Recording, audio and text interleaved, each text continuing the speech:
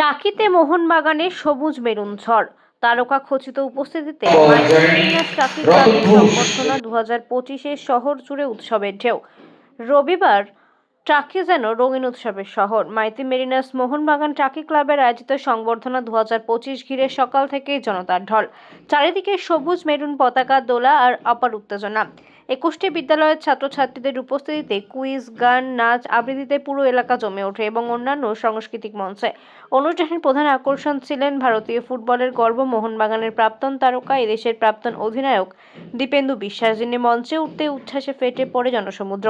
পাশাপাশি ছিলেন টাকি পৌরসভার চেয়ারম্যান সোমনাথ মুখোপাধ্যায়, প্রাক্তন ফুটবলার নিতিন ব্যানার্জি সহ একাধিক বিশিষ্টজনেরা, যাদের উপস্থিতিতে অনুষ্ঠান পায় অন্য মাত্রা। এই কালচারাল প্রোগ্রামগুলো করছি। আর এই এলাকার টাকি, সুন্দরবন, বসিরহাট এই সমস্ত এলাকার স্কুলের বাচ্চাদের নিয়ে কুইজ, তার সঙ্গে 2 বছর ধরে তার সঙ্গে আরো যেগুলো ছবি আঁকা, বানান, আরো ধরনের কালচারাল অ্যাক্টিভিটিস গুলো আমরা চেষ্টা করছি, মানে খেলার মতো আরো অন্যান্য সবকিছুকে মিলে একসাথে বড় হয়ে ওঠা। আস্তে আস্তে আশা করবো আমাদের সংগঠনে আরো সবাই আসবে।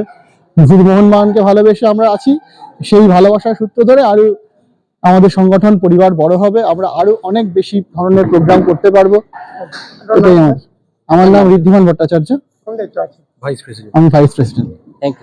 এই মাইটি মেরিনাস মোহনবাগান টাকির পক্ষ থেকে এখানে সোমনাথ দা আমাদের চেয়ারম্যান, কিন্তু মোহনবাগানের বড় সমর্থক। চিন্ময় দা আমাদের এখানকার 9 নম্বর ওয়ার্ড কাউন্সিলর, আবার মোহনবাগান সমর্থক। আর সায়করা তো মানে মোহনবাগান অন্তঃপ্রাণেরা। এবার এরা সবাই প্রতি বছর এরকম অনুষ্ঠান করে, শুধু যে মানে এরকম সাংস্কৃতিক অনুষ্ঠান না, ওরা করোনার সময় প্রচুর মানুষের পাশে থেকেছে, ওই সময়টা অনেকের সাথে থেকেছে। এবং এছাড়াও ওরা আরো অনেক অনুষ্ঠান করে, তার মধ্যে একটা আজকের এই কুইজ কন্টেস্ট। ভালো, এরা সবসময় মানে এখানে ধরো সব বড় স্কুলরা সবাই এসছে, Bhabanath, বুসেট high school, Taki Ramakrishna Mission, town high school, সবাই এসছে। ভালো অনুষ্ঠান এটা। মোহনবাগান ফ্যান্স ক্লাব করলে ওরা একটা অসাধারণ অনুষ্ঠান করে প্রতি বছর। Thank you.